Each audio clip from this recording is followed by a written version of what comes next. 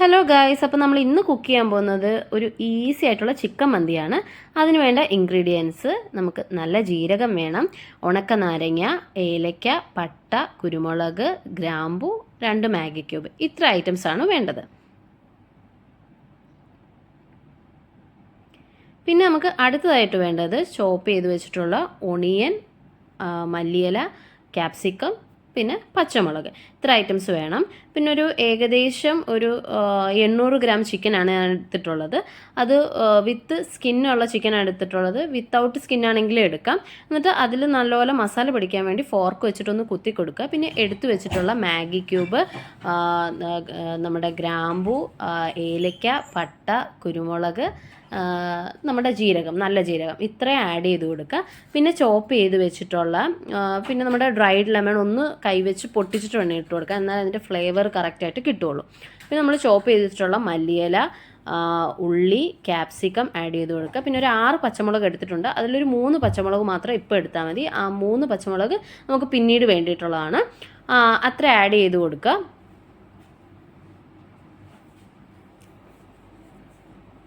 പിന്നെ നമുക്ക് വേണ്ടത് കുറച്ച് മസാലകളാണ്.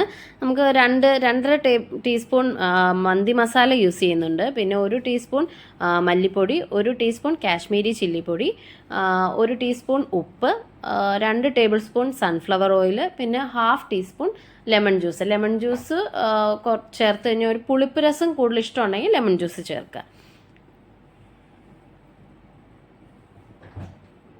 ഫുഡ് കളർ ചേർക്കാം. ഫുഡ് കളർ ഓപ്ഷണലാണ്, വേണമെങ്കിൽ മാത്രം ചേർത്താൽ മതി. അല്ലെങ്കിൽ ആ ഒരു കാശ്മീരി ചില്ലിയുടെ റെഡ് കളർ ഉണ്ടാവും മന്തിക്ക്. എന്നിട്ട് ഈ മസാലകളെല്ലാം ചേർത്ത് കൈകൊണ്ട് നല്ലപോലെ സ്ക്യൂസ് ചെയ്യുക. ഈ ഉള്ളിയിലെയും ക്യാപ്സിക്കത്തിലെയൊക്കെ നീര് പുറത്ത് വന്ന് അതൊന്ന് നല്ലൊരു ഫ്ലേവർ കിട്ടും. അപ്പോൾ അതുവരെ നല്ലപോലെ സ്ക്യൂസ് ചെയ്തെടുക്കുക. സ്ക്യൂസ് ചെയ്ത് മിക്സ് ചെയ്ത് ചിക്കനിലെല്ലാം മസാല പിടിക്കുന്ന രീതിയിൽ മാരിനേറ്റ് ചെയ്ത് നമുക്ക് കുറച്ച് നേരം അടച്ചു വെക്കാം. ആ ടൈമിൽ നമുക്ക് റൈസ് കുക്ക് ചെയ്യാം. അതിന് വേണ്ടത് 2.5 ഗ്ലാസ് റൈസാണ് എടുത്തിട്ടുള്ളത്. അത് കഴുകി ഒരു അരമണിക്കൂർ കുതിർത്തതാണ്. അതെടുക്കുക. പിന്നെ നമുക്ക് ഗ്യാസ് സ്റ്റൗവിൽ കുക്കർ വെച്ച് വെള്ളം ഒന്ന് ചെറുതായിട്ട് തിളച്ച് വരുമ്പോൾ അതിൽ 2 ടീസ്പൂൺ സൺഫ്ലവർ ഓയിൽ ആഡ് ചെയ്ത് കൊടുക്കുക. 2 ടീസ്പൂൺ ഉപ്പിടുക. ഒരു 2-3 മല്ലിയിലയും കൂടി ഇട്ടാൽ കുറച്ചുകൂടി ഒരു ഫ്ലേവർ കിട്ടും റൈസിന്. അതിടുക.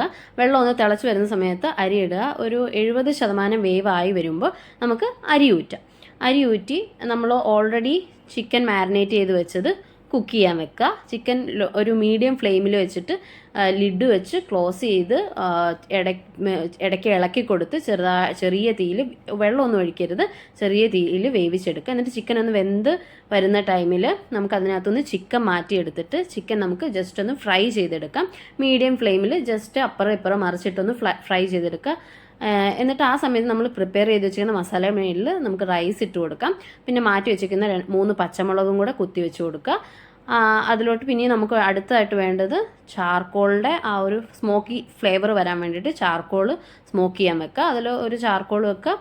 അതിന് ശേഷം അതിൽ 1 ടീസ്പൂൺ ബട്ടർ ആഡ് ചെയ്ത് കൊടുക്കുക. എന്നിട്ട് ലിഡ് വെച്ച് നല്ല ടൈറ്റായിട്ട് ക്ലോസ് ചെയ്ത് വെക്കുക. ആ മണമൊന്നും വെളിയിൽ പോകാതെ ക്ലോസ് ചെയ്ത് വെക്കുക. അപ്പോൾ നല്ലൊരു ഫ്ലേവർ ആയിരിക്കും നമ്മുടെ മന്തിക്ക്. എന്നിട്ട് മസാല കൂട്ടി മിക്സ് ചെയ്തെടുത്താൽ നല്ല ടേസ്റ്റി ആയിട്ടുള്ള മന്തി റെഡി ആയിട്ടുണ്ട്. പിന്നെ ഇത് നമുക്ക് ഒരു ചട്നി വേണം. അതിന് വേണ്ടത് തക്കാളി വേണം, ഉള്ളി, മല്ലിയില, പിന്നെ ഒരു ഗ്രീൻ ചില്ലി, ഇത്ര ആഡ് ചെയ്ത് ചട്നി. അപ്പോൾ ഇതാണ് നമ്മുടെ മന്തി റെസിപ്പി.